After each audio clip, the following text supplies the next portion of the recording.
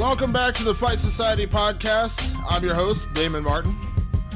I tell you what, we got a phenomenal show this week, so you're not going to hear a lot from me because we got so many guests this week that I don't want to take away from the interviews. We're going to be talking to new UFC interim featherweight champion Max Holloway. He's going to talk to us about his performance over Anthony Pettis and, of course, what comes next for him in the featherweight division. Lots of rumors floating around. It's going to be Jose Aldo in Brooklyn. We'll find out what he has to say about that. We're also going to talk to this weekend's headliner, Fox UFC Fight Night from Sacramento. Paige VanZant is going to join us on the show. We're also going to talk to Urijah Faber, who is making his retirement fight, his last fight of his career coming up this weekend. And also, we're going to play an interview I recorded actually a few weeks ago with Mickey Gall. He was actually, it was actually shortly after he made the fight with Sage Northcutt. I never got a chance to play it on the show, so I figured why not play it this week. We talk about Sage Northcutt, we talk about his training at TriStar, and a couple other things. So, we'll talk to Mickey Gall about that. So with 4 guests, you're not going to hear a lot from me, but I do want to touch on a couple of things. Obviously, UFC 206 went down this past weekend in Toronto. I thought it was a great card. We're going to talk to the new featherweight champion, Max Holloway, in just a few minutes about his performance. Of course, Donald Cowboy Cerrone knocked out Matt Brown. That was a tough one to watch, considering Matt Brown is my former co-host. And the good news is Matt Brown will be back on the podcast in the very near future. I talked to him on Monday, and he said he's getting excited about doing podcasting again. So we're going to get back together in the next few weeks and plot out a course to get him back on the podcast on a semi-regular basis. So that'll be awesome to have Matt back. I always like getting his perspective and kind of catch up with him after his fights, win, lose, or draw. So we're going to talk to him about his career and everything. So he'll be back on the podcast in the near future. So that was a crazy fight. Of course, the Doo Ho Choi Cub Swanson fight, one of the best fights of the year. Although, as much as that fight was awesome, and it was awesome, I still would personally put it behind Nate Diaz and Conor McGregor 2 as my favorite fight of the year. I loved Cub Swanson and Doo Ho Choi. It was a slugfest. It was amazing. I loved the fight. But when you have 5 rounds with such high stakes as you did with Conor and Nate Diaz, I just loved that fight. And again, maybe I'm a little biased because I was cage side for that when I was not cage side in Toronto, but the emotion, the moment, everything that went along with that fight in T-Mobile Arena at UFC 202, it was just a phenomenal evening, and I would still rate that one a little bit higher than Cub Swanson and Doo Ho Choi. But take nothing away from those two guys. They put on a phenomenal fight. What a great fight.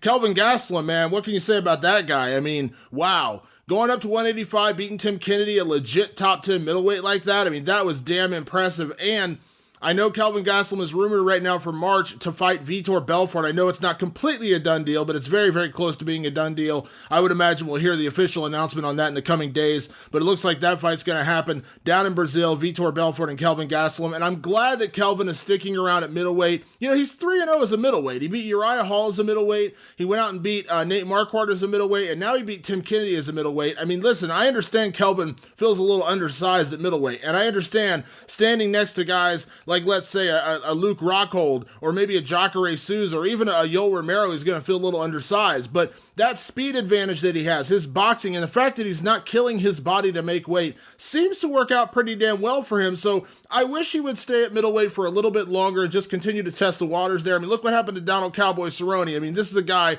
who was a legit title contender at one time at lightweight. Now he's at welterweight. He's won 4 in a row, and he's knocking on the door of the top 5. I mean, you just never know what can happen, especially when you're not going through those rigorous weight cuts. You're not killing your body. I mean, I think Cowboy looks better than ever at welterweight, and I think a big part of that is because he's not killing his body to get down to 155, because I know he did have a tough weight cut to get down there, and I think he's healthier and happier at 170, and I think the same thing could be said for Kelvin Gastelum. I mean, I know he said over and over and over again, he's going to fix his lifestyle, he's going to fix his nutrition, he's going to get back on point. He wants to fight at 170, and I'm okay with all of that. But at the end of the day, he's been better at middleweight. He's 6-2 as a welterweight. That's not a bad record by any means, but he's definitely had a lot of ups and downs dealing with the weight cuts and missing weight, and some tough losses to Tyron Woodley and Neil Magny. So I would like to see him stick around at 185. Hopefully, if he goes out there and gets a big win over Vitor Belfort, which I think is a very winnable fight for him, he will consider sticking around at 185.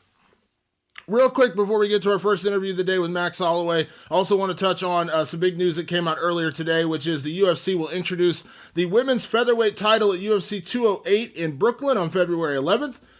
Much to everyone's surprise, however, Chris Cyborg will not be involved in that title fight. It will actually take place between Holly Holm and Jermaine Durandamy, two fighters who are both bantamweights, who will both bump up to featherweight to fight for the title at UFC 208. Now listen, let me go through why this is happening. I'm not justifying it, and I'm not saying Chris Cyborg doesn't have a reason to be upset, because I absolutely think she does. Because I don't care if Holly Holm goes out there and knocks out Jermaine Durandamy in the first round, or vice versa, Jermaine Durandamy knocks out Holly Holm. Neither one of them will be the legit number one 145-pound fighter in the world. Title belt be damned. The number one fighter is Chris Cyborg. So make no mistake about that. But the reason this is happening, I'm not saying it's justified. I'm just saying here's the reason it's happening. UFC 208 tickets go on sale this Friday. They don't have a main event. They don't have any fights, really, big fights. I mean, they have Jared Cannonier against Glover Teixeira. Now, if you're going to pay down $60 to see that, I got a bridge I can sell you as well. So they got tickets going on sale. They need at least one marquee fight to market it. And by the way, Aldo versus Holloway is not a done deal. You'll hear from Max Holloway in just a few moments. That fight's not a done deal. He's still got some time, some thinking to do before he could potentially accept that fight. So they don't have a main event. They need a title fight. They need something to sell this card. Guess what? Connor's not coming back. Tyron Woodley and Wonderboy aren't going to be ready for February 11th. Michael Bisping's not going to be ready for February 11th. Daniel Cormier is not going to be ready for February 11th. Stipe Miocic is not going to be ready for February 11th. Or if he is, he doesn't have a legit opponent to face him, considering we're waiting to see what happens between Cain Velasquez and Fabricio Verdum on December 30th. We don't have a guy. We don't have a title. We don't have a title to defend. Aldo is pretty much it. Dominic Cruz is fighting on December 30th. Demetrius Johnson just fought. Where else are you going to get a title from? You make one up. Chris Cyborg couldn't take the fight because she had such a brutal weight cut back in September that she didn't want to cut weight again. She needs to allow her body to recover. And guess what? As a big opponent of severe weight cuts, I have no problem with her taking that time. In a perfect world, the UFC would have waited until March when she wanted to fight in Brazil, which would have been a huge moment. For her to fight in Brazil for the title against Holly Holm, that would have been a monstrous fight card. The local crowd would have gone nuts. The ratings would have been great. They could have done it down in Brazil and it would have been big.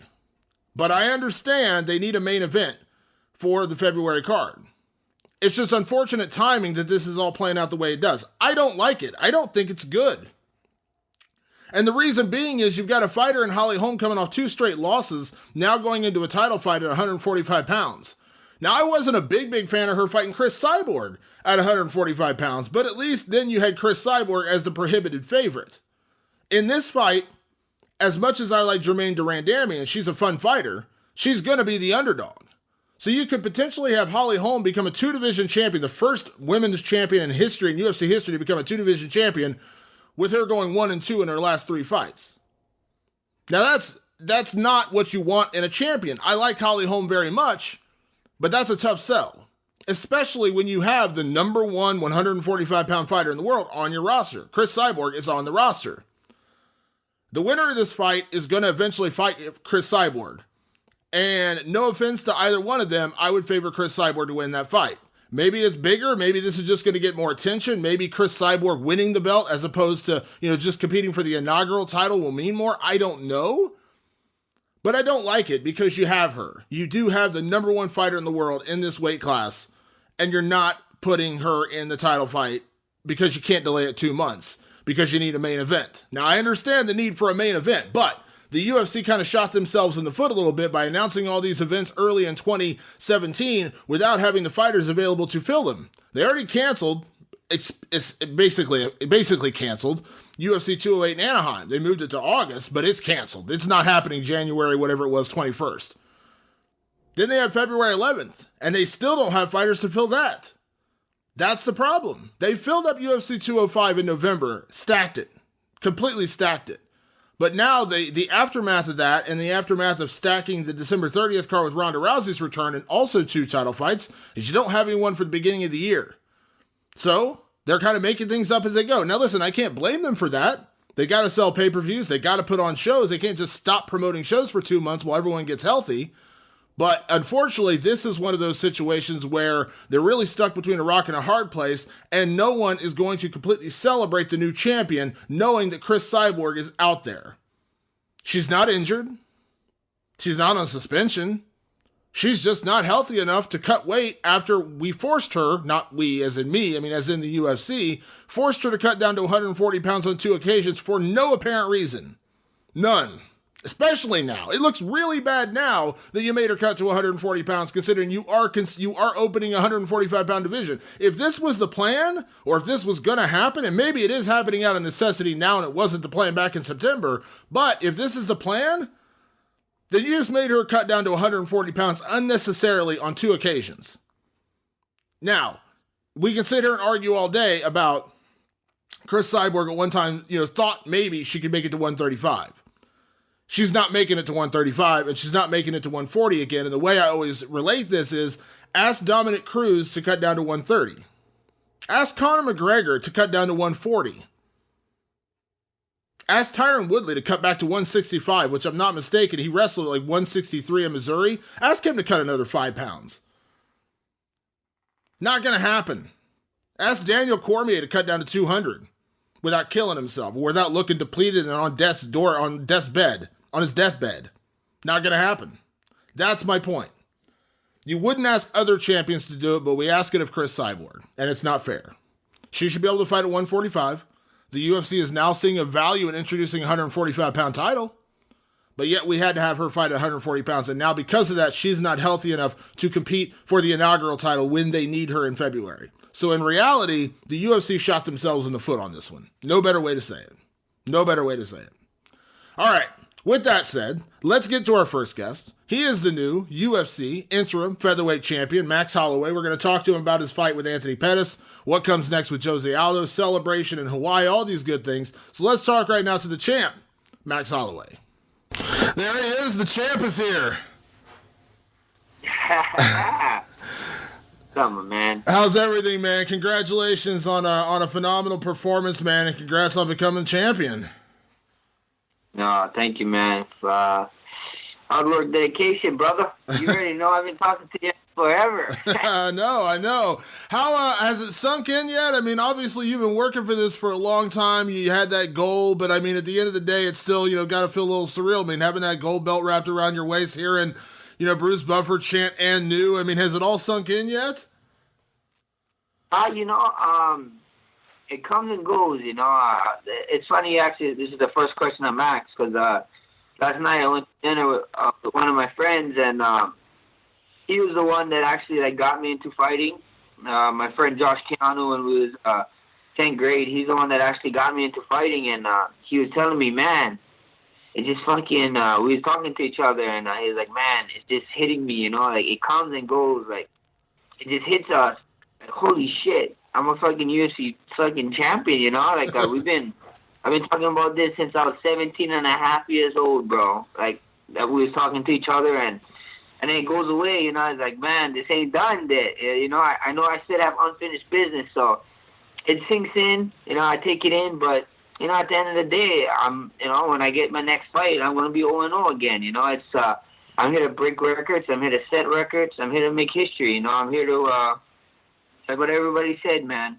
I told everybody, tune in December 10th, a star is going to be born, and you guys want something special to be born, and I can't wait to show and keep on showing why I'm the best guy in the world. I love it. Let me backtrack a little bit, Max, because it was a crazy week for you. I mean, you get to Toronto, and, you're excited, the title fight, main event, and then Friday comes around and you hear Anthony Pettis isn't going to make weight. Now, it turned out okay because, again, they let you, fight for the title even if he couldn't win the title. But we knew in the past that if somebody missed weight, that means it's no longer a title fight. I mean, that's happened before. So what was going through your mind when you heard he wasn't going to make weight? I was... At the end of the day, man, if I didn't get my title shot, I didn't get my title shot. I was worried about fighting, and I called my manager once I found out. I heard people, oh, he's fucking wearing that 48. I was like, what? I called up my manager real fast, and I told him, man, just tell him whatever way. I don't care. Tell him I just want to fight. I just want to get in there. I did this whole camp. I gave up my freaking Thanksgiving. I gave up good-ass food for this fight. I gave up my birthday, and I wasn't about to give up, give the six up a fight. The card already was going through some hard times, and I wasn't about to let them lose their main event, especially the way it's treating me, man. I can't tell you enough how I love Canada, how I love Toronto, man. They treated me like their own. I was out there. I was getting, I got cheers just as much as Wendell Clark did, and that guy's a legend, and that guy's from there. So I'm blessed, man. I'm blessed, and all you Canadians, I love you guys. Thank you for making me feel like one of your own for real, and and you guys help the push, man. Help your Hawaii boy get that UFC Hawaii. It's much more warmer down here, and hashtag UFC Hawaii and get down here. You guys gonna love it. We got an outside stadium for you guys. I saw it. You guys showed me some love, man. We sold out that damn building. We saw it was a last minute replacement main event, and we sold out that damn building, and it was fun. And there's a lot of blessed fans there, and it's all in the nickname, man. I'm blessed, and I'm thankful. I'm thankful for all of them, and man, Canadian, Toronto, I love you guys, man. Thank you guys for treating me like I'm from the six. Yeah, I love it. I love it. So, you get through all the weigh-in madness, and then you get to the fight itself. And, at the end of the day, Anthony Pettis is a very dangerous opponent, very tough opponent, former lightweight champion. We know his credentials. But, I felt like the fight, ended up being, you finished him in the third round, but I felt like it was a pretty lopsided fight throughout. You beat him to the punch. You dominated pretty much every facet of the game. Did it play out kind of the way you thought it would? Did you feel like it would be that one-sided at the end of the day? Look, man, go look at all my interviews. Go look at everyone. Go look at every single interview I did before this, my man. Go look at the interviews I did with you. I say this shit all the time. I go in there, I go to finish your ass, and if I'm not finishing your ass, I'm making the next day all you guys, all the writers, everybody who's something to do with MMA, and if they're writing about it, I'm making you guys question, what the hell is next for Max Holloway? This guy just made this guy look easy.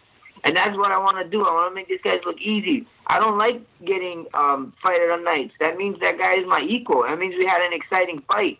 No, I want to be a dominant-ass fight. Even if it's boring and one-sided, I'm whooping someone's ass. That's the plan. That's what I want to do. I want to make these guys look easy and show I'm the best guy in the world. And I knew this. I've been telling everybody this, and like I said, jump on the wagon December 10th because, the Blessed MMA's wagon is it's filling up, man. It's filling up, and I can't wait, man. I can't wait. This is just the beginning. You're just seeing the surface, man. I just turned 25, man. This is just the beginning. I got hopefully 10 to 12 more years in this game, and records is going to be broken, and names is going to be written in history, and a bunch of those history names is going to be Max Bless Holloway.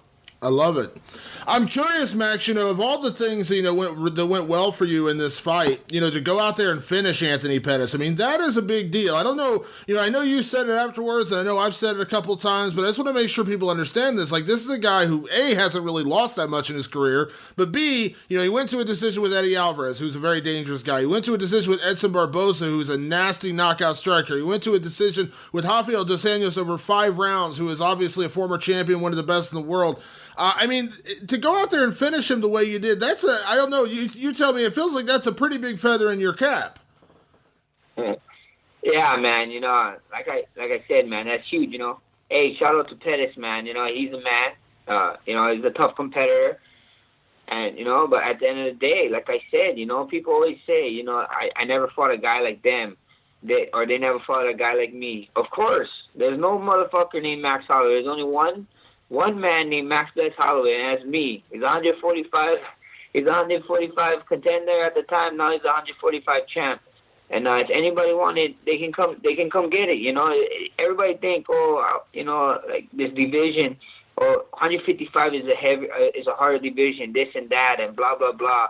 There's tougher guys there, this and that. Nah, come see me, man. Come see me. 45, we're a division of killers, man. We got a division of killers, and I'm gonna keep proving it, and getting the finish.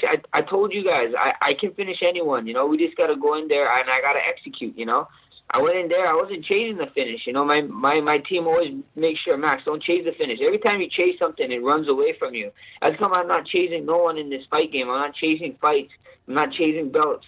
Everything, I just gonna let everything fall in my lap because the more you chase, the farther something gets away from you, and it just so happened last night was my night. I landed a couple of good shots. Everything played out with him and stuff, and I was just I got the finish. There's no complaining. I know my 2 sets. My team know my 2 sets, and we go out there and we execute every damn time. I love it. You switched a lot of subscribers from Showtime to Cinemax with that fight. I'm just telling you, Max. That's what I hope. That's what it was. All you Showtime fans, it's time to flip the channel to Cinemax. It's like I said, man. Milwaukee is a cold place. It's much more warmer in Hawaii. And Team Blessed MMA welcome everyone who wants to come to Cinemax with open arms, man. It's we got cool island breeze, sunny all year round. It's like 79 degrees right now, and it's winter here in Hawaii. So come on over. You guys are going to love it. It was funny you said that when you were talking about Hawaii, because I've only been to Hawaii one time. I was out there in 2006 for Rumble on the Rock, and man, I love Hawaii. It's a gorgeous place, but I loved your statement when you talked about the fights in Hawaii. It's like, there'll be just as many fights outside the arena as there are inside, and I can attest to that because when I was there, I walked out of Rumble on the Rock that night, and there were so many fights going on. It was crazy, but I love the Hawaiian fight culture, man. It's an amazing place. That's what I said, man. I'm not even lying. Man. I was when we had dinner with Lorenzo and Dana, and I was talking about them. UFC Hawaii at brunch with Sean Shelby and Dana White and Lorenzo. When Lorenzo and Dana stood the owners, I told them, man, let's go UFC Hawaii. What's waiting? And then they was like, we want to. They just said they want to do it big. They want to do it at the stadium, but the stadium's outside, and they don't know if it's going to rain, this and that, blah blah. And I told them straight, look, just put a tent over the damn cage and the walkout area and the walkout ways, and we'd be fine. After fans is going to sit in the rain. The Hawaiian fans is crazy. It's like 48,000 or 50,000 people we can sit in that arena, and they're gonna pack it out even if it's raining. Just protect the fighters, whatever. Let the fans sit in the rain. It is what it is, and whatever. And they kept saying all kind of other stuff, and I was like, the main thing you guys should be worrying about is security guards. I was like, Hawaiians are fucking crazy. No one's gonna. You're gonna run their mouth. Like you see Brazil, you see Irish fans. They yell and they yap at each other. Hawaiians, they don't talk. They're just gonna punch you. They don't care. It's just in our blood, it's just in our blood, and it is what it is. I no disrespect to anybody else, not any type of fans. It's just Hawaiian fans is a little more crazy. They just don't give a fuck, it's crazy. It's insane, and it is what it is, So that's what I was saying, and us Hawaiian fans is crazy, but we're due for one, I think so. We're one step closer, Hawaiian got a gold shiny belt, and why not let them defend it in Hawaii, make history. I love it. So you win the belt, and you knew, and you said this in the beginning, this wasn't the end of the story. Winning the belt wasn't the end of the story. This was kind of the beginning of the next chapter, so to speak. So immediately after the fight, I heard Dana, we could kind of hear him on the microphone saying something about Brooklyn, and you addressed it after the fight, Brooklyn. Here we sit 48 hours later. I mean, where's your head at right now, Max? I mean, I know you expressed some concern about potentially fighting Aldo in February because you have to give up, your holidays and things like that. But where is your head at? Did you talk to the UFC afterwards? I mean, where are you at right now? I didn't talk to the UFC. We didn't get no words. But like I said, man, we got to find Jose Waldo first. We don't know. And we go from there. Once hashtag where's Jose Waldo? Let me know, fans, and let me know where he's at. I said is yet to find him after this fight. But yeah, like I said, my son's birthday is in January. So and then we got Christmas, and and I promised him I'll take him to Disneyland. So we see what happens. I ain't trying to miss my son's birthday. I ain't about that life. I'm a father, and I gotta do father things. I had to give up. I had to give up this Thanksgiving and my birthday, and that that wasn't no fun. And most of these fighters, man, I tell you right now, most of these fighters, Dana White, UFC call them, and Dana's just there saying, "Can you hear me now? Can you hear me now?" But when Dana calls me, I answer every damn time, and you guys know that, the world knows that, all these true and most MMA fans know this. To be honest, I think Verizon needs to sponsor my ass right now, because I ain't one of them "Can you hear me now" fighters. Verizon, give your boy a call and get it on the ground floor, because my price is gonna go up soon. I love it. I love it. And it's funny because, you go out there and you win, and there was, controversy is the wrong word, but there was, a lot of question about the title, the featherweight title after, Conor gets stripped and Aldo becomes undisputed champion, so to speak. With the one win he had over Frankie Edgar. Take nothing away. Obviously, beating Frankie Edgar is a big deal, but he did get knocked out by McGregor last year, so people had that question. But it feels like, you've kind of jump-started the division now by going out there and 10-fight win streak. You knock out Anthony Pettis. I mean, I know you addressed this on Saturday, but it does kind of feel like you are the featherweight champion. I'm not trying to take away anything from Jose Aldo, but that's kind of, it feels like you've kind of jump-started this division again from what was, kind of a stagnant race when Conor left. Yeah, most MMA fans, everybody knows the storyline, whatever. Jose got knocked out. Conor was doing his thing. Conor was doing his thing, chasing Jose around forever. Finally got the fight. The 13 seconds happened, and Jose losing his mind or whatever, and Jose losing his mind, whatever, doing that thing.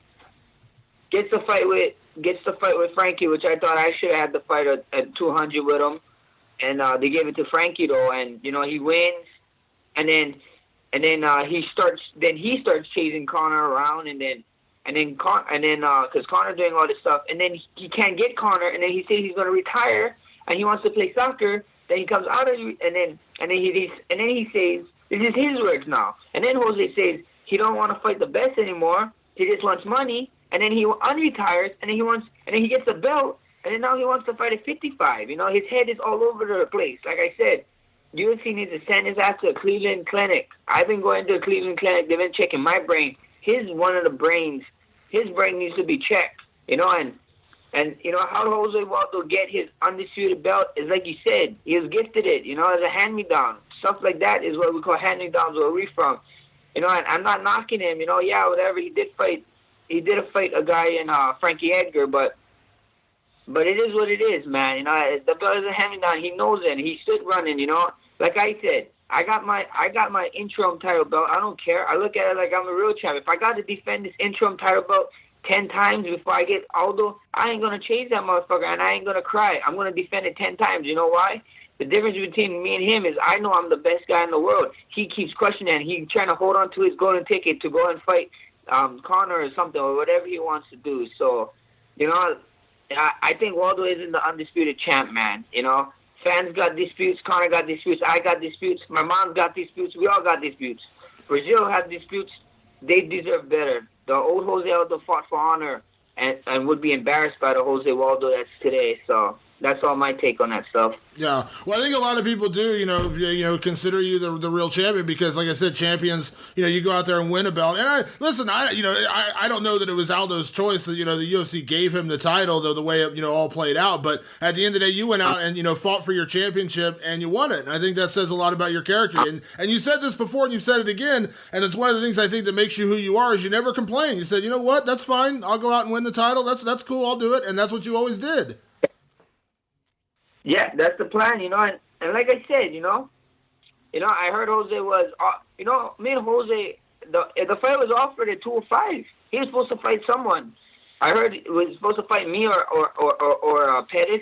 That was the thing, and that's when he came out saying that he'd rather fight Pettis for money-wise, and then a week later, he comes out and he says he don't want to fight for money. He's fighting for legacy. So he just fucking contradicted himself like a starburst, which blows my freaking mind, It's fucking, it's just weird as shit. But yeah, like I said before, man, I fight him, and then I heard he got offered to fight me on 2 weeks on 206, and, that's not smart, I don't blame him for that. I wouldn't fight my ass on 2 weeks either, so we see what happens, we see what happens, the timetable, they said February, but I want to have brunch with Sean and Dana, and I want to meet the new owners. It's time to talk a little business, I think. And like you said, man, this is straight ground floor, man. We're gonna be shooting to the ceiling really soon. Hold on to your guys' seats and enjoy the ride, man. Jump on Team Bless MMA train, and We're gonna ride this motherfucker till the wheels fall off.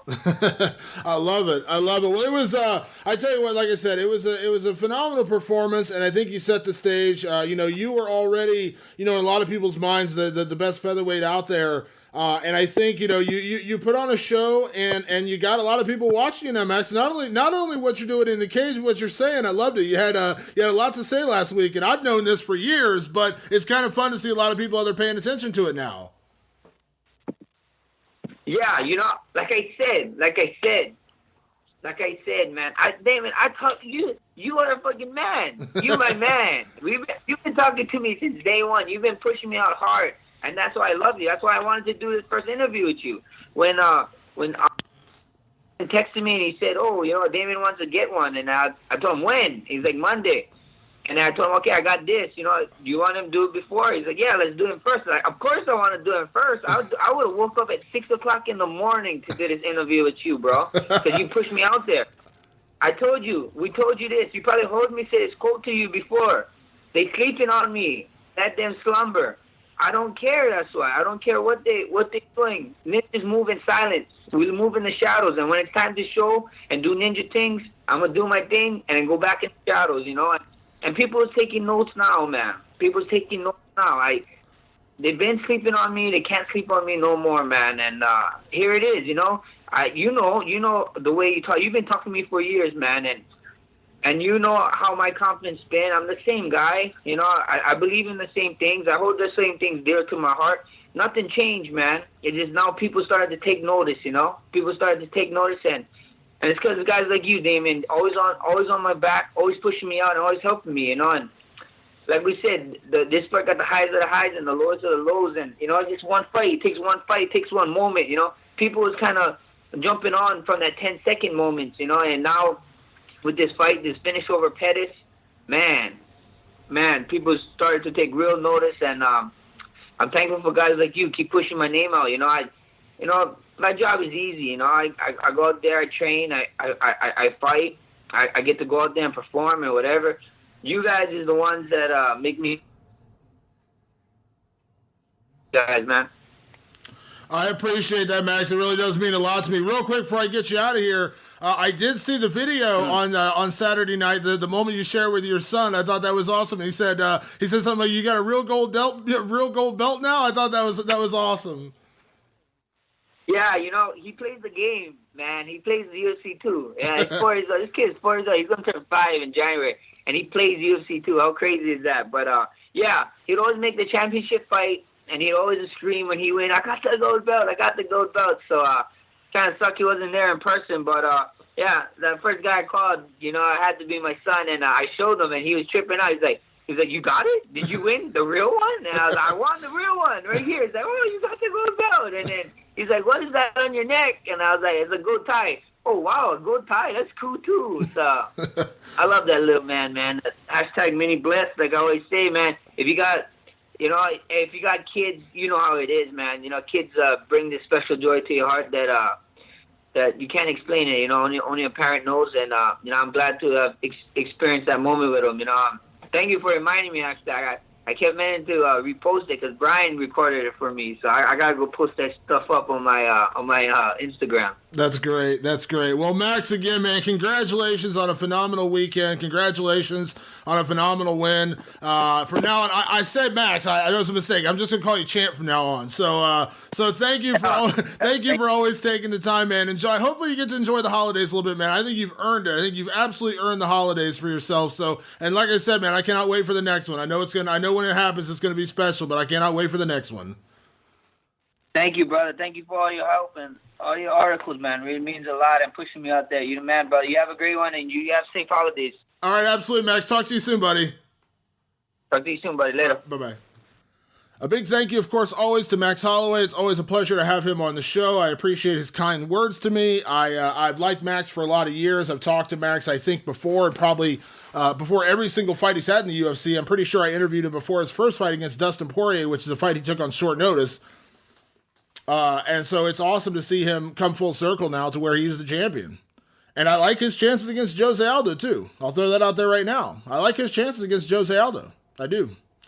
All right, right now let's move on to our next guest. She is headlining this weekend's UFC on Fox card in Sacramento. She's taking on the karate hottie Michelle Waterson. We're going to talk right now to Paige VanZant about her career, coming back and getting that big knockout of Rebecca Rawlings, and obviously her future after this fight, whether Hollywood is calling or not. So let's talk right now to Paige VanZant. Hey, how's it going? I am good. How's everything with you? Going really well. I appreciate you taking time to chat with me as always. Yeah, of course. So how is everything in Sacramento? Are you ready for your big main event? Obviously, right in your backyard. I know, yeah, I'm really excited. Camp has been going great, especially having so many people in fight camp. It's always nice because the whole gym is just kind of in the zone working really hard, so it's been great. So before we jump ahead to Michelle Waterson, let me backtrack because we talked before your last fight. I don't know if I got a chance to tell you, but congratulations. What an amazing performance. How good did it feel to not only go out there and get another fight in, but to get the knockout the way you did? Oh, it felt great.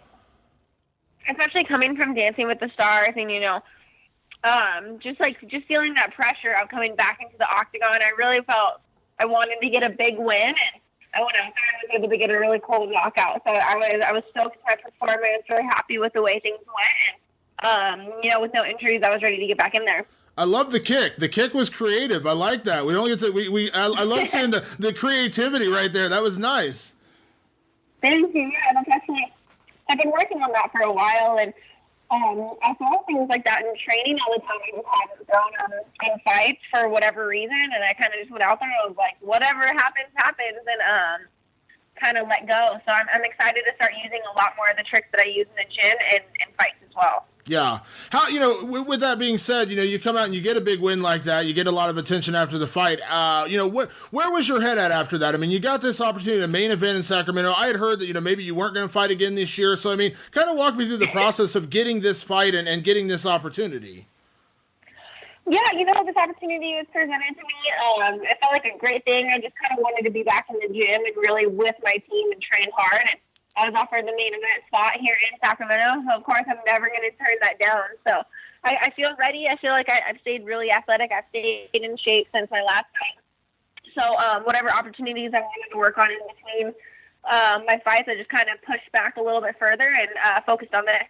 Yeah. Was it, because I know you kind of approach this, as much as you love fighting, you also have to approach this as a career. And so obviously, you have opportunities outside of fighting. So would you say that you're happy with the way things worked out for you to take this fight?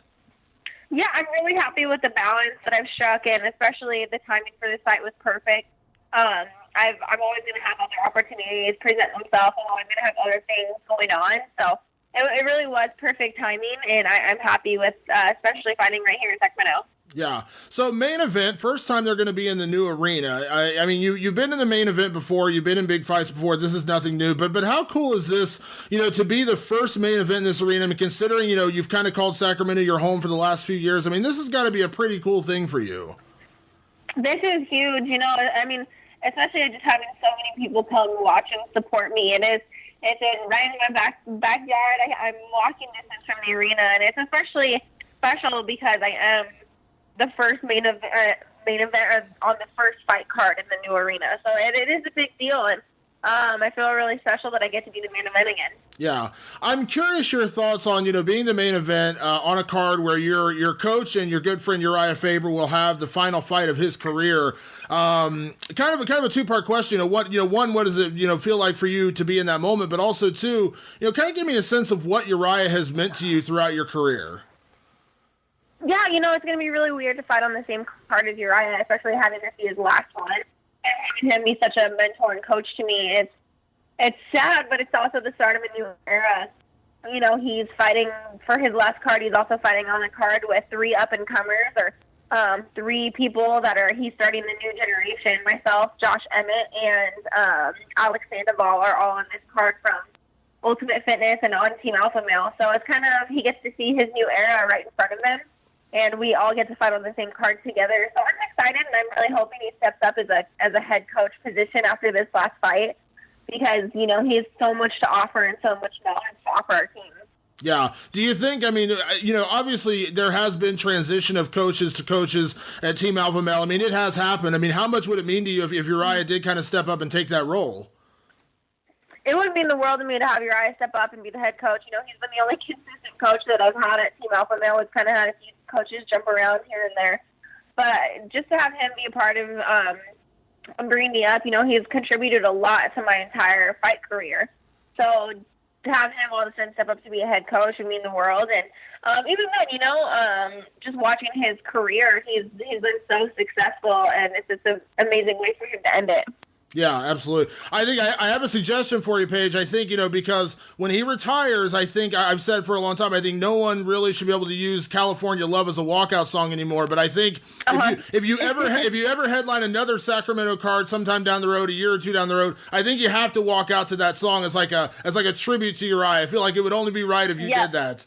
In honor to him, yeah, I feel like he can pass it on to me. I love it. So I'm kind of curious, you know, coming off the knockout over Bec Rawlings, because we know how tough she is, and then you get Michelle Waterson as your next fight. I'm just kind of curious, you know, what you thought about Michelle. Was this kind of the fight, not necessarily the opponent, but, you know, kind of the skill level in the fight you were looking at next, or were you hoping for somebody higher ranked? I mean, how did you feel about that?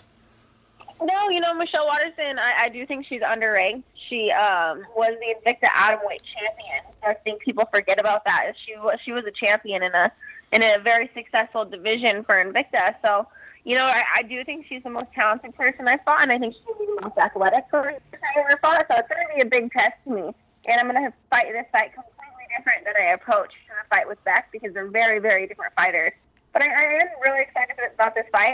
You know, in the back of my mind, I kind of always knew me and her were going to fight, and it's the perfect timing. Yeah. Well, also, the thing I love about Michelle Waterson is she's so incredibly tough, and I think you've shown that throughout your career as well, is that you have a ton of toughness and a ton of heart, and I think when you put, you know, two people like that in the same fight, it's like it's like a, you know, combustible, you know, it's a very combustible fight. I feel like there's going to be an explosion at some point, because this is not, I don't see either one of you going out there and just being finished in the first round. I feel like this could be the potential for a real 5-round war. Yeah, you know, I'm ready for 5 rounds. I'm ready for 1 round, too. You know, wherever it goes, I feel really confident. I feel ready for this fight. I'm definitely, I think this is a good opponent, good matchup. I'm really excited. Yeah. What does it mean, you know, because, you know, we have seen a lot of the women's fighters starting to headline more and more cards, and I love that, and I think we're kind of moving past the definition of, you know, who's headlining cards, but do you take a certain honor, a certain privilege, whatever you want to call it, that you guys are headlining this card on Fox? I mean, this is a big moment for you and your career, but it's also big for the women's divisions. It's huge for me in my career for the women's division. You know, I could have never dreamed that I would be the headliner of a UFC career. Now I get to do it twice by the time I'm 22. So it's huge, and just to be the main event, you know, it's a position I've always wanted to be in. I've always wanted to be the main event, the main show, and I love going out there and putting on a good performance when the pressure is on. So I'm really excited. It's an honor that the UFC thought of me and wanted me to be the main event, especially having, you know, it's Urijah's hometown. He's a California kid. To have me be able to be the main event, it means a lot. Yeah. You know, one of the things I dislike about this sport, and I love a lot about this sport, but one of the things I dislike is the way the fighters are judged only on their last performance. I think that that's not a good way to look. You know, it's a very prisoner of the moment kind of sport. You know, when you were going into the Rose Namajunas fight, everyone's like, oh, Paige, are you ready for the title? Are you one fight away from the title? Then you lose. You go do Dancing with the Stars. Everyone's like, she's retiring. She's leaving the sport. Yep. So I'm kind of curious, you know, what is the kind of focus in a fight like this? I mean, is it just to go out and have a great main event, have fun? Is there a statement to make in a fight like this to say, hey, you know, I am ready to climb back into that top 5? I mean, how do you feel about that going into this fight? You know, I feel like for me it is just about having fun, and I've kind of used my career. I mean, this is a fun sport for me, and when it stops being fun, I'm going to quit. And right now I love what I do, and I love being a fighter. So I just want to go out there and have fun and not put too much pressure on myself to be anything that I'm not to put too much pressure on me. If I don't win this, then I can't take the title shot, or when I win this, I have to go straight for a title shot, you know? So I think there's I think people look too much into it, and for me, I just like to have fun, and whatever fight I take, I definitely go out there, and I'm going to go out really hard, and I'm going to go out there and try to win, because I have a very, very high competitive side. So that's pretty much it. I just love what I do. Yeah. Well, one of the things I think you showed in that last fight, which is, one of the big questions everyone has going into Ronda's fight is, how will you recover from a loss? How do you come back from a tough night at the office? That's a question a lot of people have about Ronda, but I think you showed, what you're made of in that fight with Beck Rollins, because not only did you not show any ring rust, but I think you look better than ever to get a knockout like that. I mean, that had to feel good. I mean, not that you were ever questioning yourself, but it's impossible to ignore I'm just going to be honest, the idiots that are out there saying, can she come back? Now she's doing Dancing with the Stars. I mean, it had to feel good to go out there and do it. Now you're in the main event. It had to feel good to kind of shut people up a little bit. Yeah, it felt great. And, what I found so humorous about that is, nobody questioned Antonio Brown if he was going to leave the Steelers. Like, nobody questioned Von Miller if he was going to retire from the NFL. It was just, I feel like there's this, people look at fighters, or maybe they look at me different than a professional athlete. So it did feel really good to go out there and get such a dominant win. And people, it's really funny to me because people have injuries or people take longer breaks in between fights than I did. I had 8 months. I've seen a lot of people take a lot longer than that off. So yeah, I don't know. It did feel really good though to come back and get such a dominant win. I stayed in the gym. I stayed athletic. Being on Dancing with the Stars definitely kept me in shape. So yeah, it felt great to get a great knockout, but I know that I have to focus and get ready for the next one. I can't focus on just my last fight. Yeah. Now, I don't want to take the attention away from Michelle Waterson because the fight's only a couple of weeks away. Obviously, she's a very tough opponent, so I don't want to take the attention away from that. But I am kind of curious, Paige, because when we talked the last time, there are a lot of opportunities out there for you outside of the fight game. Will you think about that after this fight, as far as maybe not necessarily that you're leaving the sport? I don't mean it like that. I'm just saying, like, will you explore maybe doing some different things before you do your next fight, or are you just going to stay focused on fighting right now?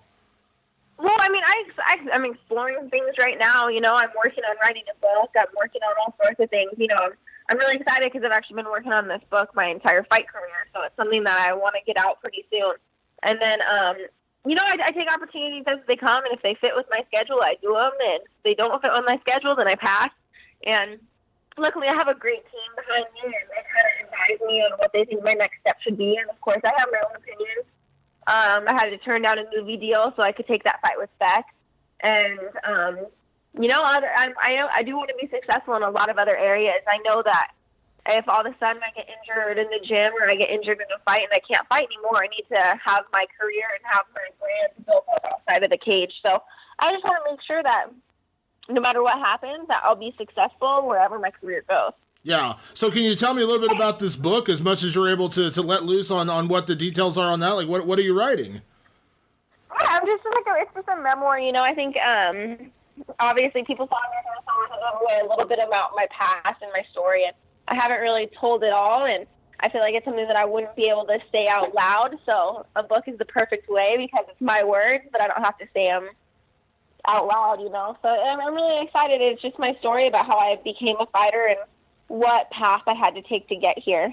Yeah.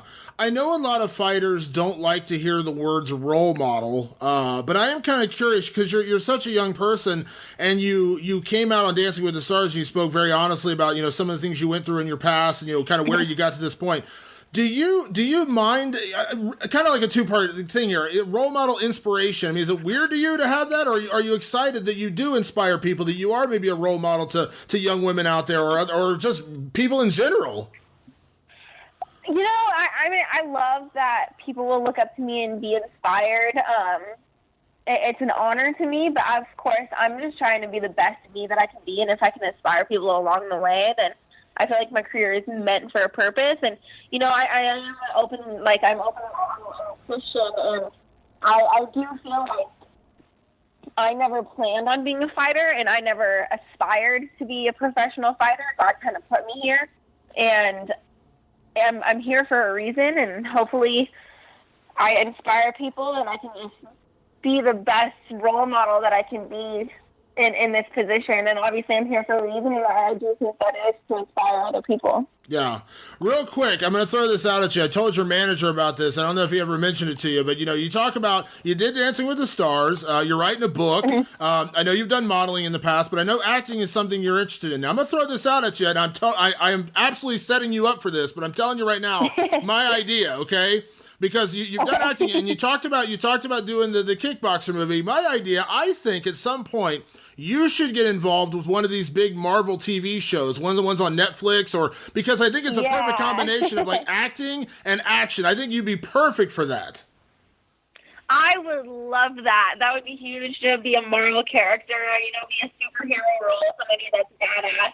And it can still totally be a girl, too. So I would love to get in a show like that. I am aspiring to be an actress, too. So if that comes my way, I will definitely go out on 100%. Yeah. I'm absolutely setting you up because I remember when Rhonda mentioned about Captain Marvel and everyone freaked out and tried to cast her in that role. I am absolutely setting you up to do something on you being in a Marvel movie, because I'm telling you right now, as soon as you say those words, people are going to blow up and be like, we want to see Paige VanZant as this character or that character. I'm telling you, that's the way it works.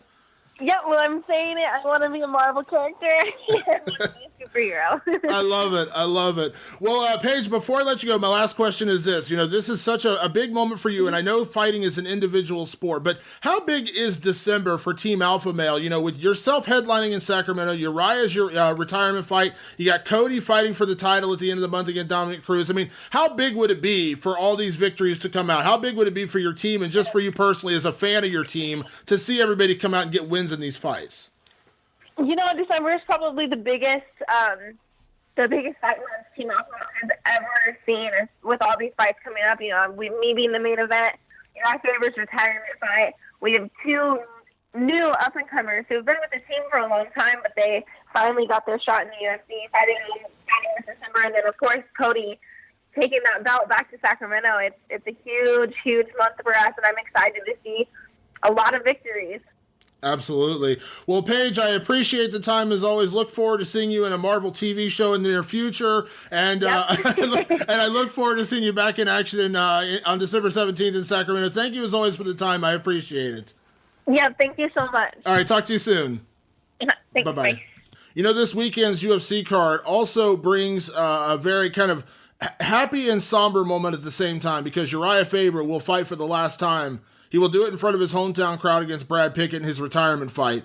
Urijah is a guy who deserves a lot of credit for the lighter weight classes getting the attention they got before we had stars like Jose Aldo or even Conor McGregor, or Dominic Cruz for that matter.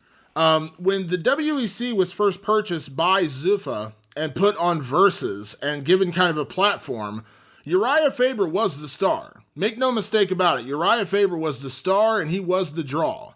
He was the one everyone talked about. He got the attention that no one else in that organization was getting. And that was at his prime. It's unfortunate that Urijah didn't get to fight in the UFC until he was 32 years old. That's an unfortunate twist for him because that's past his prime years. I mean, think about where Conor McGregor is right now, 26, 27. He just turned 28. These are the prime years of his career. I mean, that guy, if he goes 4 more years, would you blame him if he retired at 32? If he stays undefeated for the next 4 years, makes in a boatload of money, and decides to retire at 32, can anyone blame him? Well, that's when Urijah Faber got his first chance to fight in the UFC. And he still remained a top 5 fighter with multiple title fights throughout these last 7 years. I mean, that's an amazing accomplishment. Amazing. Now, he doesn't deserve the credit alone, and you'll hear it in the interview that he doesn't want to take credit away from the other guys who helped build those divisions. But make no mistake, without Urijah Faber, I don't personally believe the featherweights and the bantamweights got nearly enough attention to really justify the UFC bringing them in. Or if not that, they would have been coming in with a little less hype, is my point. You know what I mean? Urijah Faber helped build them up to that point. And then, of course, again, other guys did come in and build it. You had guys like Dominic Cruz become champion. You had guys like Jose Aldo come in and become champion after that. But in those early days, he was the one that kind of kept everything afloat as the name, as the seller, as the star. Now he's going to retire. And I think it's an awesome moment, and I think it's good. And as you'll hear me tell him in the interview, I think in a way it's poetic, because he's going out while he's still a top 5 fighter, which we rarely see. The last one that did that was George St. Pierre? I mean, you could argue if Carlos Condit never fights again, he would be another candidate. But again, he came back, kind of, in a, I won't say mysterious way. He kind of came back when he said he wasn't probably going to come back, and then he got the chance to fight Maia and he lost, and now we're not sure where he's going to be at. And again, I think if Carlos leaves the sport, not to get off topic here, but again, he's dealing with head injuries. He's dealing with, the worry about his health. Uriah's not dealing with that. Uriah's a healthy guy. He could keep fighting. But he wants to go out in a way that, I always equate it to this. You want to be done with the sport before the sport is done with you. And that's a rare thing in fighting. Very rare thing. That's why I would never begrudge a guy like Floyd Mayweather. If he never fought another day in his life, I would be completely okay with that. Because he went out on top. 49-0, made millions upon millions of dollars. He's healthy, isn't dealing with head injuries or anything else like that. Good for you. And I wish more fighters would do that. Now, unfortunately, the financial situation of most fighters will not allow them to retire at that early of an age. But Urijah Faber is in a position now where he can do that. He has other businesses, he has other endeavors, his gym, things like that he can supply himself with funds going forward. But at the same time, he is going out on top in a sense. He's not going out in when he's losing to the bottom rung guys. He's not getting knocked out. He's not getting dominated. I mean, yes, he got dominated in the fight with Dominic Cruz, but is there any shame in losing to one of the best pound-for-pound fighters in the sport and still going 5 rounds with him? I don't think so. That was one fight ago. And he just lost to Jimmy Rivera, who is now a top 5 bantamweight and probably a couple fights away from a title shot. There's no shame in that, to me. So why not go out on top? More guys, I think, should do it if it's financially available to them. I understand, and that's a whole other conversation about why they cannot financially do it. But I wish more guys had that opportunity. I really do.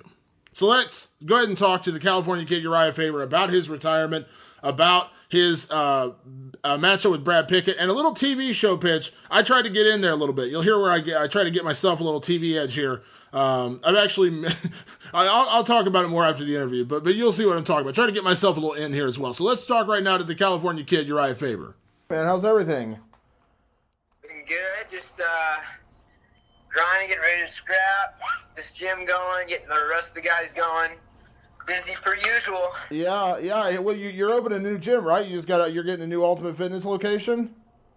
Yeah, we're in the process now. We're doing pre-sign-ups and getting all the details worked out. So it's been an exciting time for sure, but busy. Yeah, I was at the other Ultimate Fitness. Where's the new one? It's a couple miles away. Like it's called. It's right next to Sac State. Okay. College. Okay, cool. Yeah. Bigger facility, I assume. Yeah, it's gonna be like 3 times the size almost. Nice. Yeah, So it's gonna be sweet. So you got that going on right in the middle of where you're getting ready for your final fight in Sacramento. So it's got to be a busy time. Not to mention you got Paige fighting. You got Josh Emmett fighting on the same card. You got Alex Sandoval and you got Cody fighting for the title. So I guess it really does never slow down. No, never a dull moment around here. That's for sure. Let me start with the obvious question first, Urijah, which is the decision to make this your last fight, man. I got to be honest, I was a little surprised. Kind of walk me through the thought process, man, when you decided that this was going to be the last one. I've been around the sport for a long time, since 2003. So it's been awesome seeing all the changes that have happened and the notoriety and everything that's transpired over the last decade plus. But I don't know, it just felt kind of right. I had a fight, last fight. It wasn't my best performance, but the guy was very tough, solid opponent, and I got the loss there. I didn't really take any damage. It was, in my opinion, kind of a lackluster fight on both sides as far as like the action goes, but that's because we're both very good. I feel very fortunate to have my health. My mind is on point. My body feels great, and I definitely enjoy what I'm doing, but it doesn't have the same kind of emotional rise as it has in the past. So I think that's kind of a big important thing to look at. Not that it's a reason to stop altogether, but I know that if I don't put a timetable on it, I'll just continue to go and continue to go and continue to go. And this next fight is in my hometown. It's in the new arena. It's just kind of a perfect time to, I think, move on to bigger and better things and not be retired per se, because I'm going to be working just as hard. I'll be in the gym, training the next generation and doing business and doing whatever else is next. But just focus on some new passions. Yeah. Is there any part of it, Uriah, because you have been at the top of your division for so long, and it's not like you're not still. I mean, you're still a top 5, bantamweight in the world. But is there a part of you that says that you want to be done with the sport before the sport is done with you? Because you've seen guys that hung around too long, and there are still guys fighting today in their 50s, and I'm not going to name names, and I think they're legends, but I'm kind of like, man, at some point, like, you know what I mean? Like, at some point, it's just like, I don't want to see these guys get hurt. Like, I'll name a name. I'll be honest, Ken Shamrock. When I see him fight, like, I'm scared. I'm like, dude, I don't want to see this guy, get hurt, and I feel like that's what's going to happen. You know what I mean? Well, yeah, I mean, there's a lot to be said about that. So, I mean, I really need my mind on the next phase of whatever I'm doing, and I'm young. I'm a very young guy, and I really feel like I could compete, have a title fight tomorrow, and have a chance of winning it. And so I like that. But I've had my opportunities. I've come up short in the last few tries. Of course. The UFC didn't even bring in our weight class until I was 32 years old, and I'd been a world champion. But I don't want to be a guy that is doing the obvious, at a certain age. When you're getting mid 40s, etc. The margins in fighting are very good from a business standpoint. You're talking about someone that knows about business that. I've got a Vibe Health bar. The margins on a restaurant, maybe 20% if you're doing a great job. More likely 12 to 15%.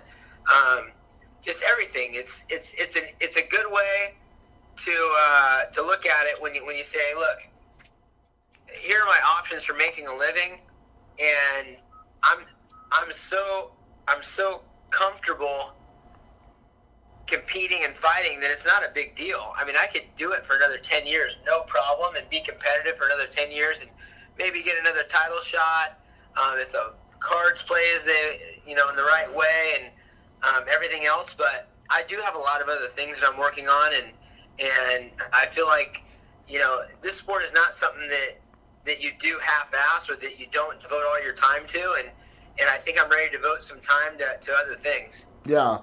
Now, this is probably the toughest question, which is, are you resolute in this decision? Because, listen, a lot of people have retired and, they get that competitive itch. I mean, you've been a competitor your whole life, from wrestling right into fighting and all the other things you've done. I mean, is that maybe part of the reason why you make the announcement ahead of time to say, you're kind of putting this on yourself to say this is the end?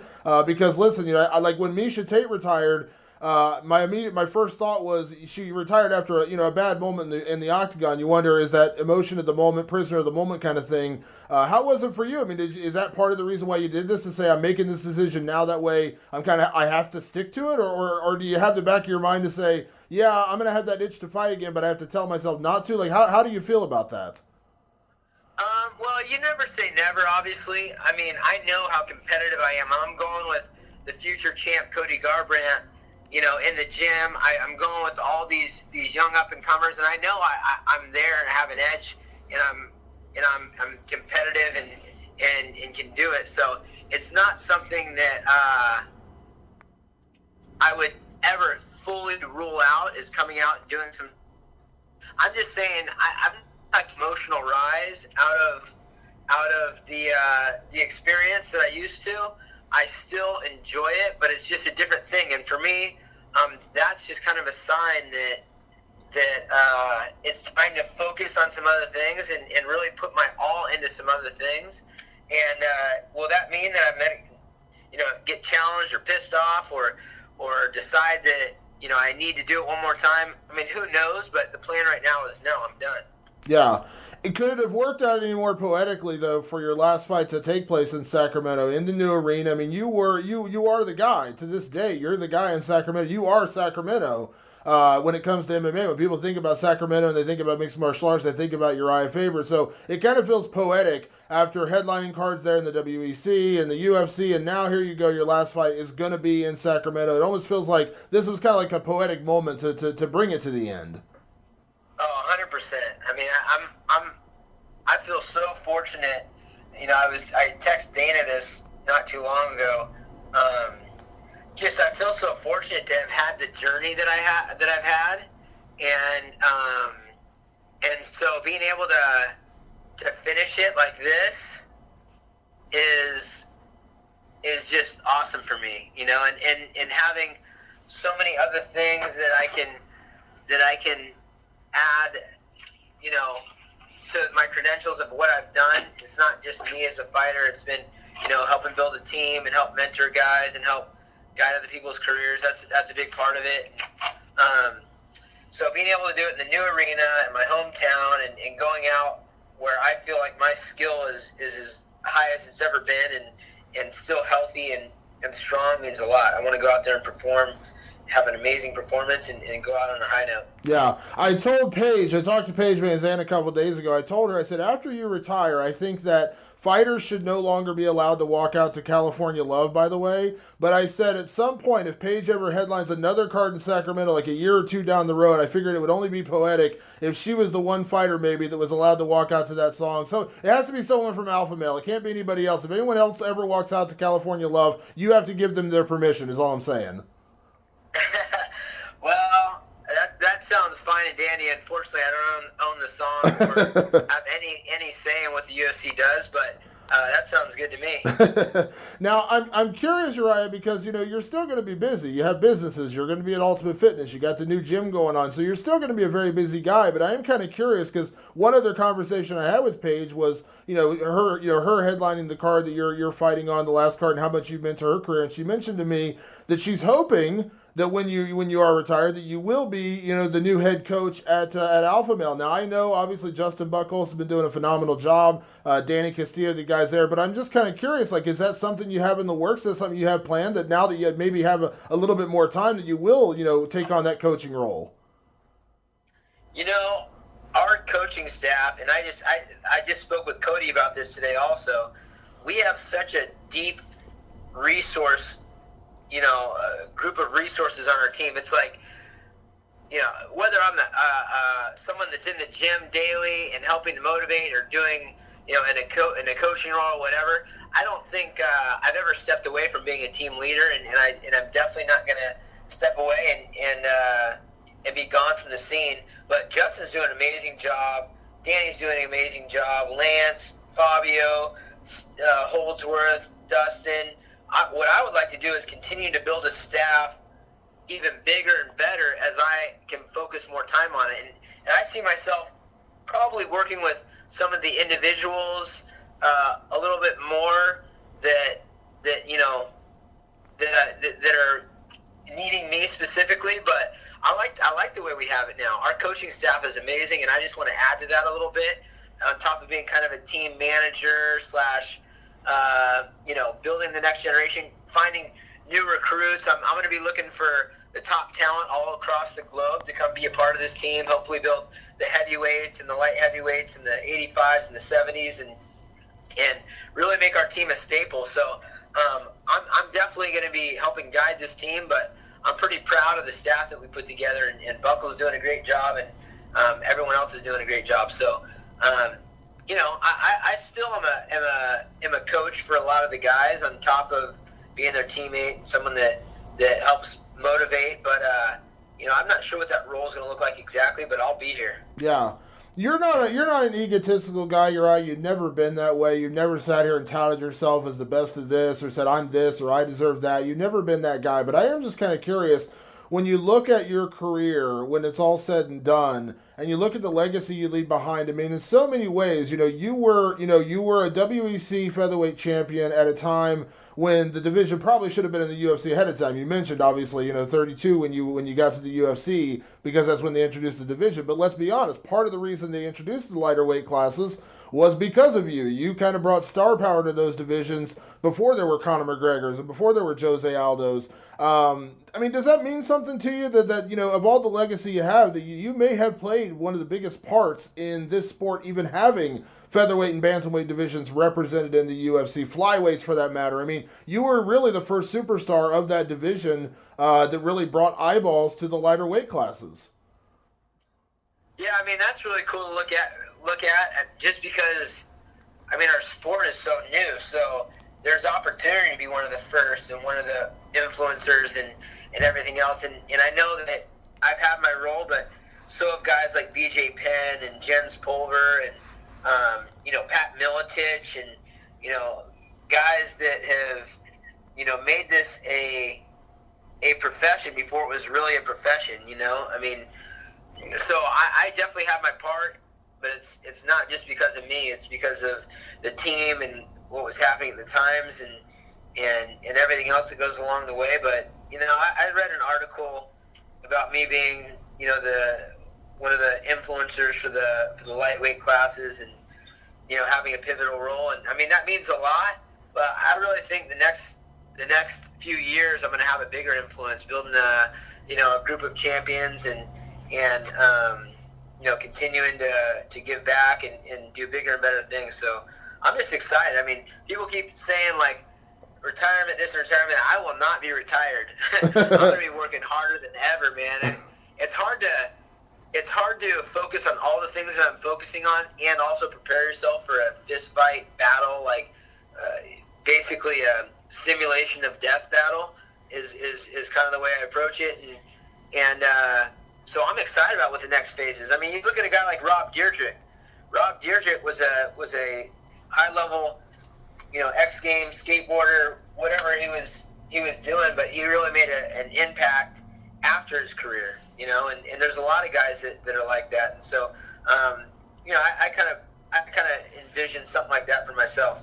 I'm just curious if maybe we could get like a Rob and Big style TV show out of you, Urijah. Is that possible? You want to be big or what? I'll take it. I'll do it. I'll do it right now. No, I don't know what's going to be next. I am working on a couple of entertainment things. And one is a TV show, and we're just finishing up the final touches on the pitch for that, and I'm excited about that deal. But who knows what's going to come in the future? But I'll definitely have time to think about it in about 2.5 weeks. I am curious, Urijah. At the end of the day, there is still a fight ahead of you, and Brad Pickett is a fun opponent. As soon as this fight got announced, I was like, man, this is such a great fight. This is such a great matchup. I know you got a ton of respect for Brad. Obviously, both of you coming up, WEC. It seems like this is kind of like the perfect fight. If you're going to go out there and have, one last fight in Sacramento, this seems like the perfect dance partner, for lack of a better word, to have for this fight. Yeah, I agree, man. I have a lot of respect for Brad. I've spent time with him in, all over the world, from I think Sweden and the UK. I've seen him fight in the WC. I've seen him fight in the UFC. He's been very close. I think he has a win over Demetrius Johnson, doesn't he? He does. Yeah, I mean, he's a very talented guy, and so I'm taking him really seriously. I know his one punch nickname is because he hits really hard and he likes to sprawl and brawl, but he's also got a well-rounded game. So I think it is a perfect opponent. He's a respectful guy. He's a guy that has a lot of popularity because of the way he fights, and I'm going to have my hands full. So I'm definitely bringing my A game, and he's keeping me on edge because I know he's coming for blood. Your last couple of fights, you had Dominic Cruz, who I know that I know that's your best friend in the world, but let's be honest, that was a very personal battle. And then you had Jimmy Rivera. And listen, I'm not insulting Jimmy, but like you said, it wasn't your best night. I don't think it was necessarily his best night. It wasn't the most exciting fight in the world. That's not a knock. It's just the way things play out.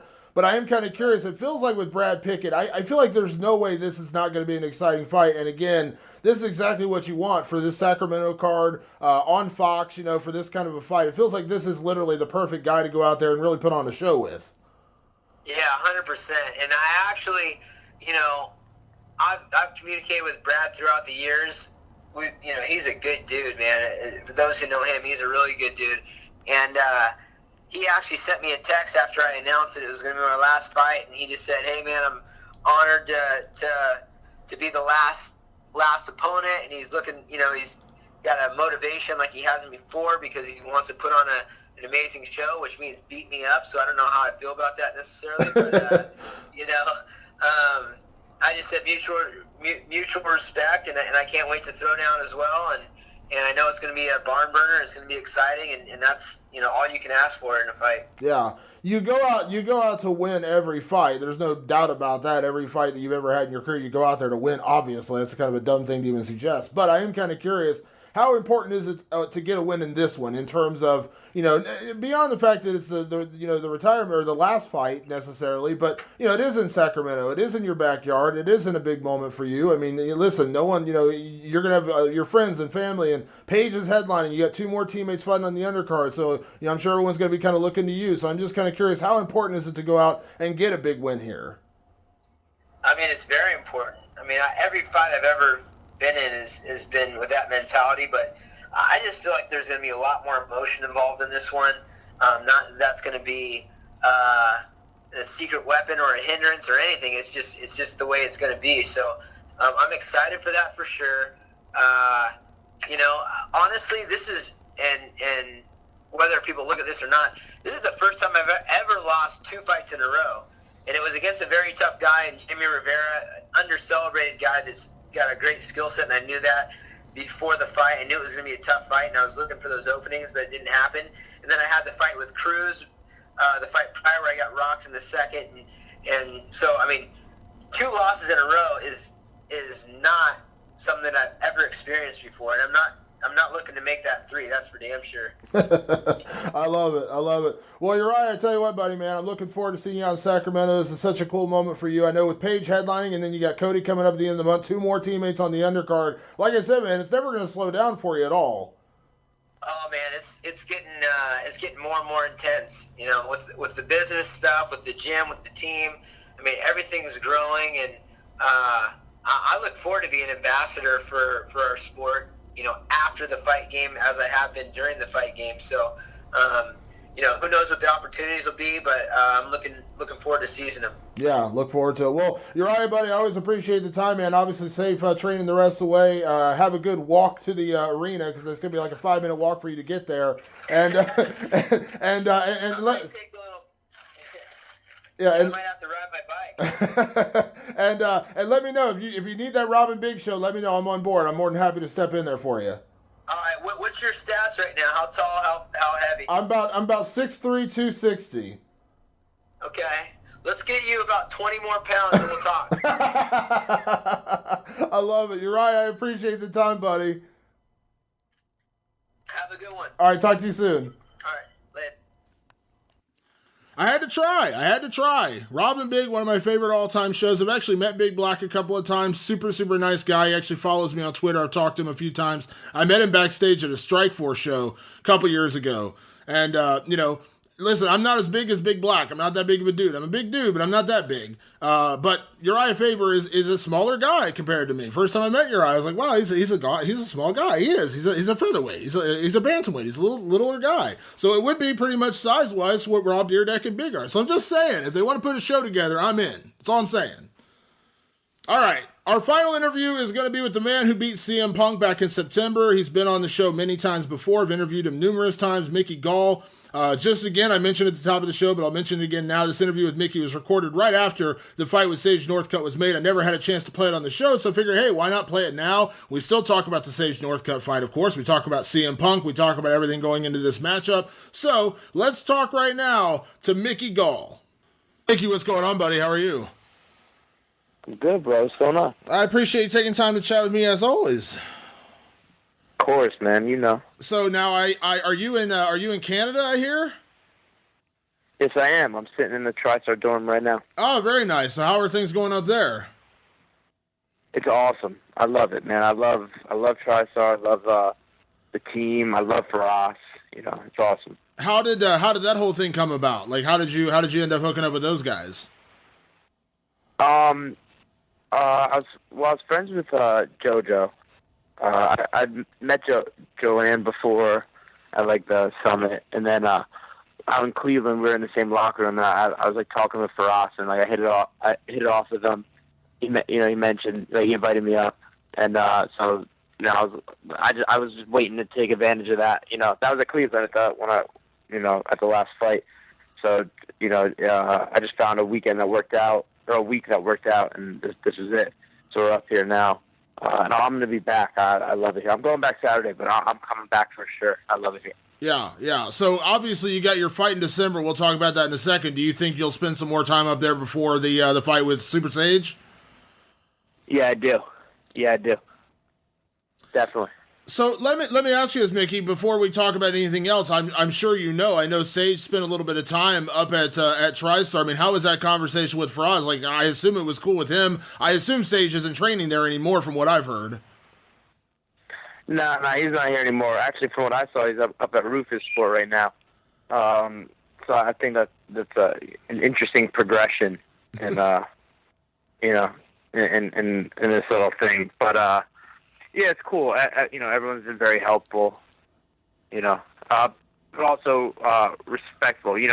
For us and like all the guys, the true martial artists. So yeah, everything's very respectful, very cool. Yeah, you have obviously a great team that's been around you for a lot of years in New Jersey, but I'm a big fan of, stretching out and kind of stretching the legs and getting the best training possible. Faraz Zahabi's a legend. Obviously, the guys up there that train, I mean, we talk about George St. Pierre, Rory McDonald, the list goes on and on. I mean, I don't think it's any giant secret why you'd want to work with a team like that.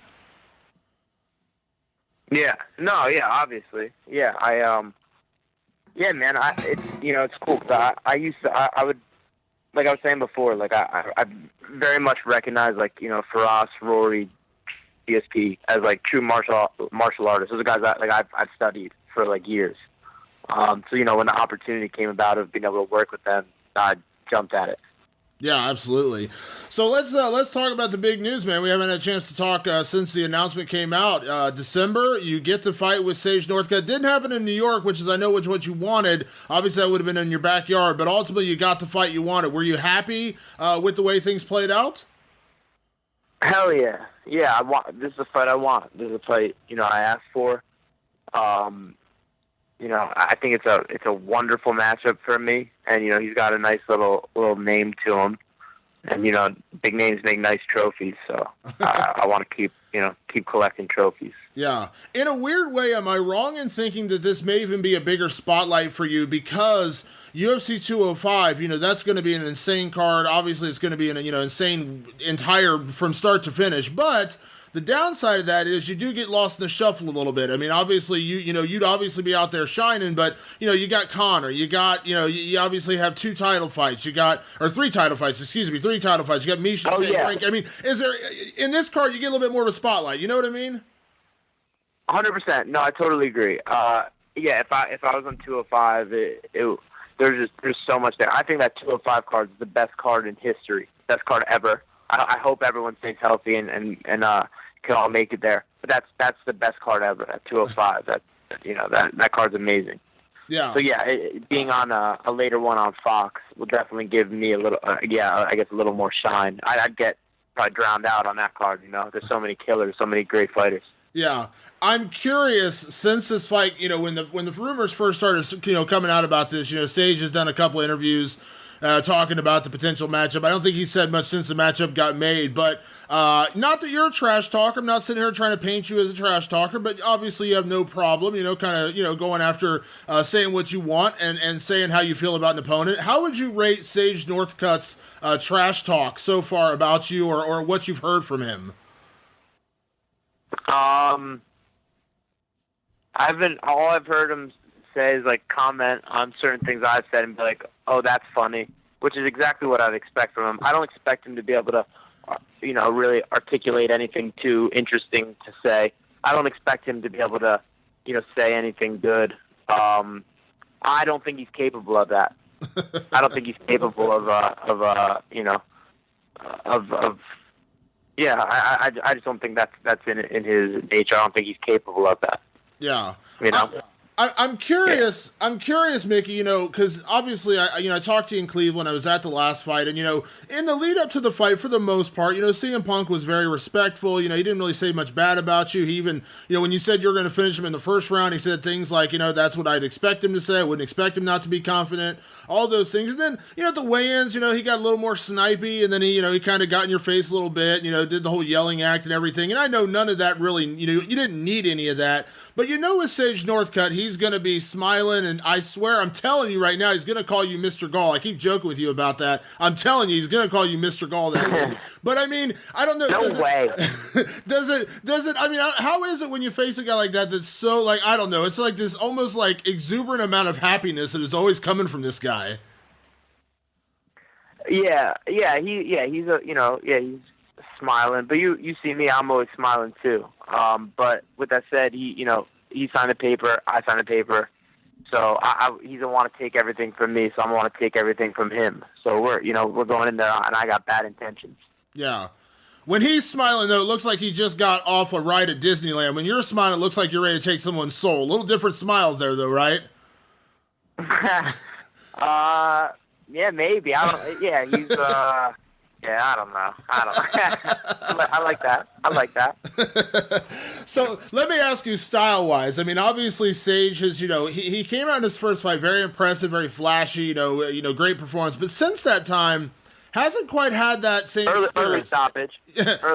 Yeah, so since then, not quite the same experience. I mean, obviously Brian Barberino went out there and tapped him out. He had his last fight. I'm not going to insult the guy and say it was a bad performance necessarily, but he didn't, necessarily dominate the guy. I mean, I don't know. You tell me, what do you think of Sage Northcutt stylistically going into this one? I think he's very explosive, very athletic, and I'm sure he's strong. You can just look at his body, and you can tell he's got too many muscles. He's definitely, I'm sure he's strong. But I also see I see more holes. Like he's got his little, his right hand and his side kick, but his boxing's not very good. He goes, he's kind of one-dimensional from the feet. He's one-dimensional from the feet, and on the ground, he's not much there. So I really think I should be able to expose. I think, on paper it's a striker versus grappler match, but I think we get in there, I'm gonna be the dog in there, and I'm gonna make it a dog fight, make it messy, and I'll be able to pick him apart. Yeah, I know you were ready. You were looking forward to showing off your hands a little bit against CM Punk, but he came out there so hot, like you've always said. It was just too tempting not to take him down and just kind of do what you did. Obviously, Sage Northcutt is a different guy, a lot more experience than CM Punk, and I know you once again are happy to show off your hands. You work on your hands, and I know that's something you're very have a lot of pride about. But at the same time, do you feel like if it does hit the ground, we're once again talking about a little bit of a mismatch? This is not to insult Sage, it's just talking about your experience on the ground versus his experience on the ground. Is it still a little bit of a mismatch if the fight does hit the mat? Yeah, it's definitely a mismatch there. At the same rate, people might say it's a mismatch on the feet, but just because they don't know what I'm capable of. And we've seen a little bit of Sage, and he's been unimpressive on the ground. I'm sure he's working on it, but it doesn't matter. He needs years and years. He needs me sitting on the couch for 10 years and him just training jiu-jitsu for 10 years to catch up to me. And I have. So I really think I'm gonna beat him up on the feet, and he's gonna might take a dumb shot or something. Yeah. We both agreed talking ahead of the CM Punk fight that we knew that was probably going to be a bad matchup, but you had to have the fight to actually prove it. You went out there and proved it. You tapped him out in 2 minutes. It went the way a lot of people, myself included, thought it would. Now, this one's a little different because Sage has the experience. Obviously, he's had, I think, 4 fights in the UFC. Obviously, he's had a couple impressive performances. I have no idea what the odds are going to be on this fight, but how much do you feel like you do have to prove in this fight, against a guy like Sage Northcutt, to kind of go out there and beat and dominate a guy who does have a, name value, but also has a little bit more experience? Yeah. Sage is much better than the first 2 opponents I fought in the UFC. He belongs there. He belongs in the UFC. So I'm gonna beat him up. I'm gonna hurt him bad. I'm going in there and I'm gonna hurt him. Like I might change the way his career goes. I might do something severe to him. And then I'm going to show that, I'm here and I'm for real. And I'm not one to be played with. Yeah. You fought a pro wrestler your last fight. You broke out a little pro wrestling gimmick afterwards when you said you wanted to do a hair versus hair match with Sage Northcutt. Do you think there's any chance he'll actually sign on for that? Because I think that would be hilarious. I would love to see that. I'm down. We'll see how he handles the defeat. He handled his Barberena one well, I thought. And hey, Barberena is a dog. That's not an easy fight for anyone. You know, I think he'll handle it well, and I would imagine him. You know, I picture him bald. I can see him bald. I don't know if I want to picture that right now. I don't know if I can see that in my head. I might have to wait till Sacramento in a few weeks to actually see that. So yeah. You go see it. let me ask you, Mickey. You know, one of the big conversations we had going into the Punk fight was, you know, there was so much hype around it and everything like that. But you said you were looking forward to getting past that and moving beyond just being the guy fighting CM Punk. Now, I think you've already defined yourself as that just by that performance and the way you handled yourself. You know, you handled the media ahead of time. You handled the night of the fight. You did everything very professionally. You felt like you belonged there. You weren't some guy fish out of water, you know, going in there and fighting a superstar. You handled everything very well. But is this important to go out and have this kind of fight, you know, on a stage like Fox and you know, kind of move past, you know, CM Punk and kind of start your UFC career? Because in a weird way, I feel like this is really the first time we're really seeing Mickey Gall. Like, this is, you know, you're against a veteran, sort of, you know, 4 fights in the UFC. That's not nothing, you know what I mean? Like, do you kind of get a sense that this is kind of like the real start for you in the UFC? Yeah, no, absolutely. The first two were you know, they were like, almost like tune-up fights, you know. I didn't go in there looking at them like that, but yeah, you know, it is what it is. We know what it is. Now is a real fight, and yeah, I still am that CM Punk guy. I get recognized. I'm that guy who beat up CM Punk. But yeah, I'm really looking forward to being that guy who beat up CM Punk and beat up Sage. You're gonna be taking out all the big names. That's what you're gonna be known for. But you know what? That's not a bad thing, because guess what? That puts more dollars in your bank account, right? Absolutely. Now you are going to be on Fox. I know this is going to be on the main card. They just announced the main event a couple of days ago. Paige VanZant and Michelle Waterson. Are you excited to be part of this card? I mean, it's kind of cool. You guys, I think you guys are one of the first cards in this new arena in Sacramento as well. Yeah, it's very cool, man. I'm excited to see who else on the card. You know, Paige, big star, very cool, very exciting fighter. Michelle Waterson, the karate hottie, you know, she brings a lot to the table too. So I think that's a fun main event. But I think me and Sage are going to steal the show. Yeah. In a weird way, it feels like you guys are going to get a lot of the attention going in. And obviously, I love Paige, and I think Michelle Waterson's fantastic. But you know, obviously, you and Sage kind of have the rivalry. As weird as that sounds, because Sage doesn't really strike me as a rivalry kind of guy. But you know what I mean. Yeah. No, I agree.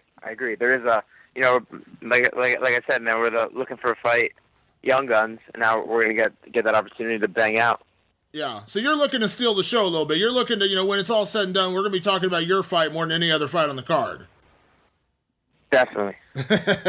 Definitely. I love it. Well, Mickey, I'll let you get back to your day, man. Obviously, always appreciate you taking the time. I'm sure we'll catch up again. I'll be in Sacramento for the fight. Obviously, have fun up in Montreal. Say hello to the boys. I know Faraz, man, that guy's a great guy. I know a lot of the people at TriStar. I know JoJo a little bit, and I know all the team up there, Zach Mikovsky, some of the other guys. So you picked a great team to work with, man. I know, obviously, you're still going to be in Jersey, but those TriStar folks, man, very, very good people up there. Yeah, they're excellent. I really, I'm very, you know, they welcomed me, and I really appreciate it. It's a great team. Absolutely. Great team up there. Absolutely. Well, Mickey, again, I appreciate the time, buddy. Safe travels back to Jersey, man. I look forward to catching up soon. Thanks, my friend. Yeah, anytime you want to talk, just let me know. All right, man. I'll talk to you soon. All right, later, Damon. Bye-bye. Of course, a big thank you, as always, to Mickey Gall, and a big thank you to all of our guests today, Max Holloway, Paige VanZant, Urijah Faber. This Saturday night, I tell you what, this card doesn't have that marquee matchup at the top of the bill. You don't have like a number one contenders match. You don't have like Khabib against Tony Ferguson, but I like this card a lot. This is a fun card. Paige VanZant and Michelle Waterson is a fun fight. Mickey Gall and Sage Northcutt is a fun fight. Urijah Faber against Brad Pickett is a fun fight, and it's his retirement fight in Sacramento. That's a fun fight. Alan Jouban and Mike Perry, that is a fun fight. I get the feeling that is going to be our Cub Swanson, Doo Ho Choi, Matt Brown, Cowboy Cerrone fight. That is going to be a war, and that's going to be a battle. Someone's going to sleep in that, but I have a hard time believing that fight goes all 3 rounds. And if it does go all 3 rounds, it's going to get crazy. I love that fight. So, yeah, We don't have a ton of star power on this card, although I would argue Paige VanZant is a pretty big star in the mainstream light these days, but we don't have that marquee number 1 contender. We don't have a number 5 contender. We don't have that, kind of championship feel to this card, but I really like this card. This is a fun card. I think we should embrace these cards, just like UFC 206. And I understood the complaints with that card because they're asking you to plop down $60, and I get that, but this to me is similar to that 206 card, except it's free. 4 great fun fights. Yes, you're not getting that marquee name value at the top, but at the same time, am I going to complain about seeing Paige VanZant and Michelle Waterson? That's a hell of a fun fight. Mickey Gall and Sage Northcutt, after all the kind of exchanges they've had in the past couple of months, are we going to find out that Mickey Gall is for real, or was he just the CM Punk killer? Is Sage Northcutt a legit guy, or is he going to continue to struggle on the ground against legit black belts or legit jiu-jitsu guys like Mickey Gall?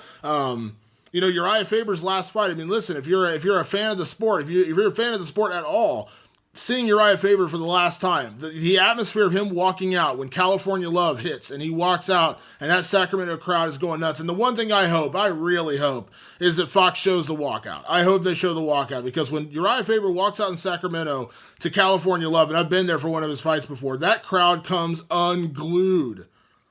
He is Mr. Sacramento. So that's going to be a special moment. And then, like I said, that Alan Jouban Mike Perry fight, my God, that's going to be a great fight. So tune in Saturday night, 8 p.m. Eastern on Fox. It's going to be a great card. A big thank you to everyone that tuned in this week, and a big thank you, of course, to all of our guests. Next week, UFC 207 is coming up quick, and we're going to have a monstrous show next week. Now, we're not going to be on the air during UFC 207 week because I will be in Vegas for that week. I'm actually going to be flying out the day after Christmas on that Monday, and I'll be out in Vegas all week, so it's going to be tough for me to get away and do anything besides cover the Ronda Rousey Amanda Nunes fight and the Dominic Cruz and Cody Garbrandt fight. But next week, we're going to do our UFC 207 preview show, and we got 3 guests coming deep. We got the champ, Dominic Cruz, coming by. We got his challenger, Cody Garbrandt, coming by. We got the former champ, TJ Dillashaw, coming by. That's going to be a big show. All 3 guests next week here on the Fight Society podcast. Make sure you follow us on SoundCloud. Make sure you follow us and subscribe to the podcast on iTunes, and make sure you follow me on Twitter at Damon Martin. And we will see you guys 1 week from today with more Fight Society podcast. Thanks for tuning in, and we'll see you then.